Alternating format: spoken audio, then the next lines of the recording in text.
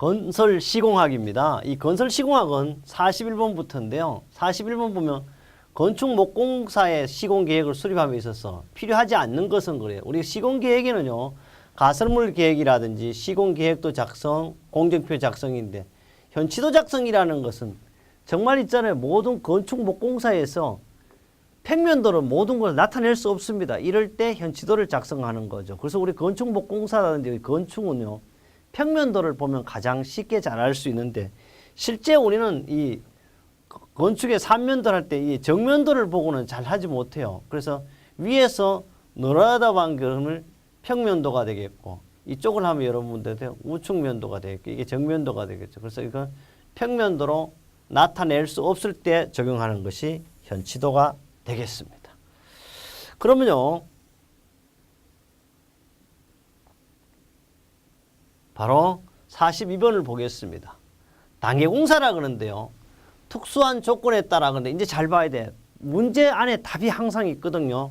당해공사의 특수한 조건에 따라 표준 시방서, 특수한 것이에요. 표준의 시방서에 대한 추가 변경 삭제를 규정한 시방서는 뭐냐면 표준 시방서에 다 못하니까 바로 특별히 규제한 거니까 바로 우리는 이걸 가지고 특기 시방서라 이렇게 이야기합니다. 답은 1번이 되겠고요. 추가 변경 삭제 등을 규정한 시방서를 우리는 특기 시방서 이렇게 이야기합니다. 43번입니다. 콘크리트예요. 배합을 결정하는 데 있어서 직접적으로 관계가 없는 것은 그랬어요. 콘크리트 배합을 결정하기 위해서는 약 11가지 이런 내용이 있지만 특히 물시멘트비가 가장 중요하죠. 그 다음에 골재의 강도라고 그랬습니다. 골재의 강도라는 것은 세멘트가 골재는 뭐예요? 자갈이 얼마나 단단할 것이냐, 경도가 얼마냐 이런 게 불가능하죠. 그 다음에 모래가 어떠냐 이런 건 바로 직접적으로 영향은 없어요. 그럼 물론 이 골재의 강도도 간접적인 영향은 있습니다. 골재의 강도가 아니고 굵은 골재의 최대 치수를 결정하거나 이런 것은 영향이 있죠. 그다음 단위 시멘트 양이라든지 그 다음에 슬럼프 값 등은 바로 콘크리트 배합을 결정하는 데 영향을 미치고 있습니다. 그 다음에 44번이 되겠습니다. 44번은요. 토질시험 항목에 해당되지 않는 것입니다. 토질시험은요. 당연히 우리 소성한계 시험도 적용이 되고요. 그 다음에 삼축, 압축 시험도 해당됩니다. 할열 인장이라는 것은 콘크리트에 대한 인장 강도를 시험하는 걸 할열 인정 강도라고 하죠. 그 다음 비중 시험도 하고 있습니다. 답은 3번이 되겠습니다. 45번입니다. 45번은요.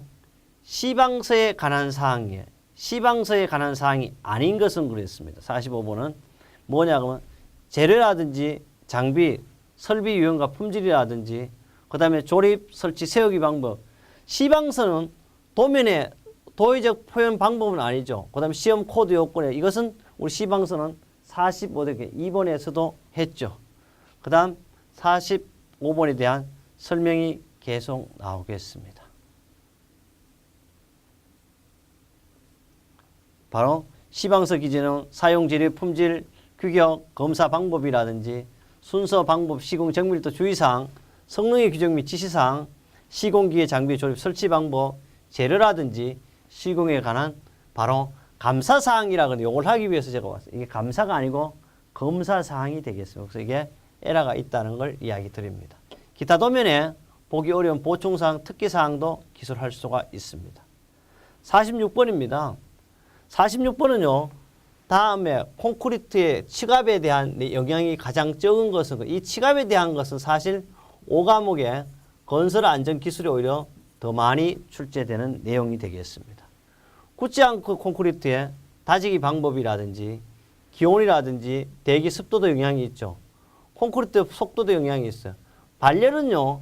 치갑의 영향은 열이 나는 거죠. 온도 물론 이걸 가지고 또 온도라 이렇게 하면 답이 없을 수 있어요. 그러나 굳이 꼭 찾는다면 4번이 되겠습니다.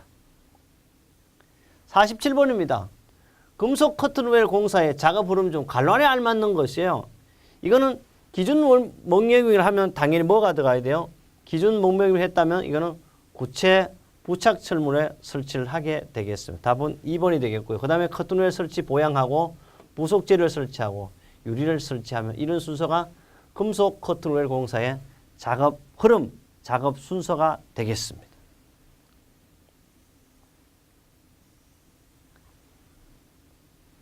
(48번은요) 다음 그림과 같은 흑파기량의 계산을 해야 되는데요. 흑파기량은 보면 이런 공식을 우선 기억을 하나 해 두어야 됩니다. 이게 V라고는 최적이잖아요. 최적이요. 그래서 이것은 육면체이기 때문에 항상 6분의 H라고 옛날 학자들이 먼저 만들어 놓은 거 우리가 적용하는데, 그래서 EA 봐요. A와 A가 위와 아래 A 다시 EA 여기는 E를 해야 되고 A 다시를 또 해야 돼요. 그 다음에 곱하기 어떻게 B를 합니다. 다시 EA 다시 여기 있죠. A B 다시 이렇게 적용을 하면 21m의 삼성이 나온 겁니다. 이렇게 공식을 적용해야 돼요. 이걸 기억하기 싫다. 나는 외우기 싫어요. 이렇게 하면 이걸 못 맞히느냐. 대개 이렇게 여러분이 이제 건축이라는 토목 관련된 분이기 때문에 다 쉽게 기억할 수 못하면 관계 없습니다. 왜? 항상 제가 은행식이라는 말이 이거죠. 항상 이놈이 21이요. 4번에도 안 가요. 항상 얘는 어떻게 2번에 가 있더라는 걸 기억하면 이거라도 기억하면 돼요. 절대 틀리겠다. 포기한다. 수포자다. 이렇게 할 필요는 없다. 이런 얘기를 하고 싶습니다. 49번입니다.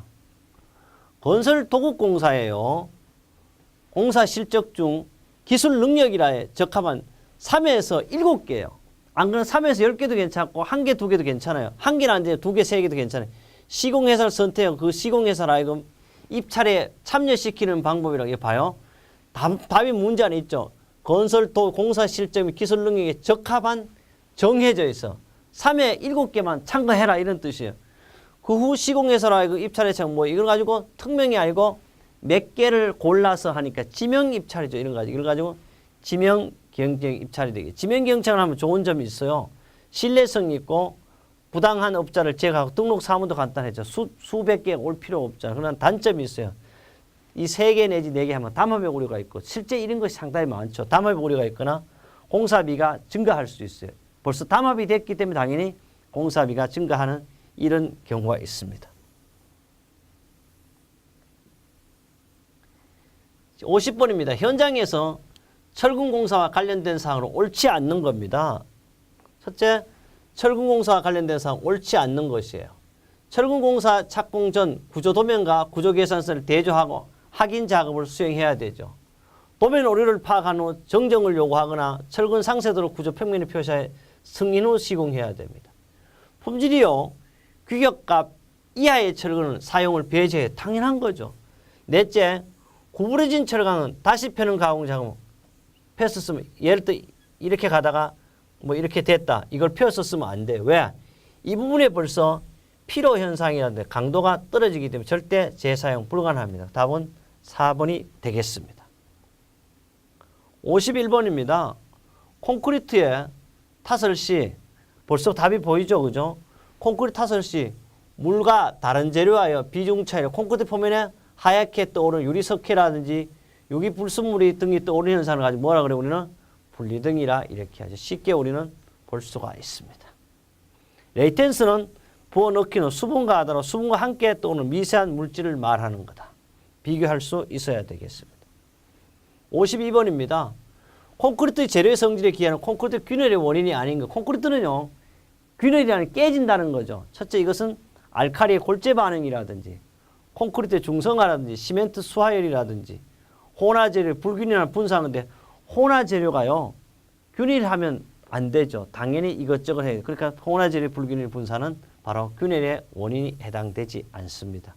콘크리트 재료의 균열상 원인은 뭐 평창 침하, 평창 침식 여러 가지가 있습니다. 그 다음에 여기는 보충학습으로서 환경 조건이라든지 구조 외력과의 관계라든지 시공과의 관계에서도 바로 콘크리트는 영향을 받는다. 이렇게 알고 있으면 되겠습니다.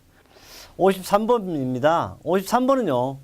거푸집 해체 작업 시 주의사항인데요. 이 문제는 실제 여기보다는 오히려 5과목인 건설 안전기술에 더 적합한 문제죠. 제가 항상 그럽니다. 시공학이라든지 재료학이라든지 건설안전기술은 동일한 내용이다. 이런 얘기를 많이 했죠. 거푸집 해체 작업 시 주의사항 옳지 않는 것인데요. 첫째 보겠습니다. 지주를 바꾸고 세우는 동안 그 상부 작업을 제한하여 하중을 적게 하거나 사실 작업을 하면 안 돼요. 맞는 말이죠.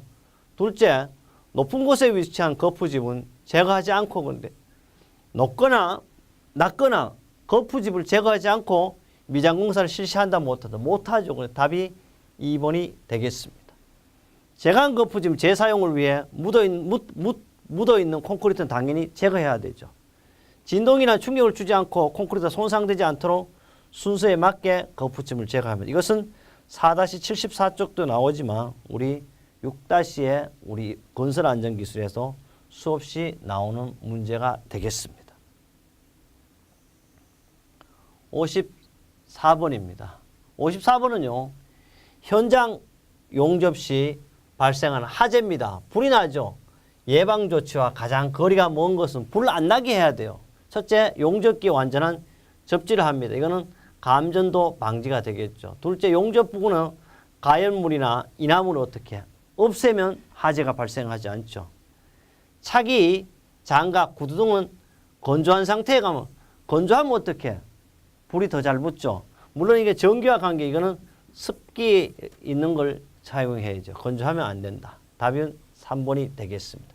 불꽃이 비사는 장소에 주의해야 된다. 당연하죠. 답은 몇 번? 3번 찾으면 이렇게 되겠고요. 화재 예방 대책 등이 되겠습니다. 55번입니다. 다음 흙막이 공법 중 지하 연속 벽 공법이 아닌 것은 건데 이 코스 공법이 그다음 웰포인트 공법은 지방 계량 공법 중에 뭐예요? 사질토에 적용하는 방법이죠. 그래서 답은 2번이 되겠습니다. 오고 파일 공법, 슬러리 웰 공법 등은 당연히 우리 흙막이 공법에 적용이 되겠습니다. 56번입니다. 철근어 가스 압접 위임에 관한 설명 중 옳지 않는 것입니다. 접합 전에 앞전면을 그라인더로 평탄하게 가공해야 되죠.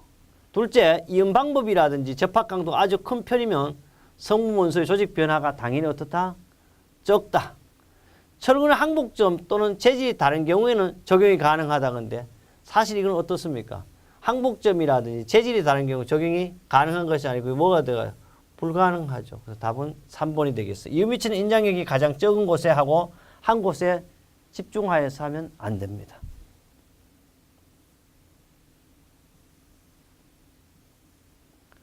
(57번) 보겠습니다. 57번은요. 섬유제 거푸집에 관한 설명 중 옳지 않는 겁니다. 섬유제 거푸집은요. 옳지 않다는 말은 뭐예요? 틀렸다는 거죠.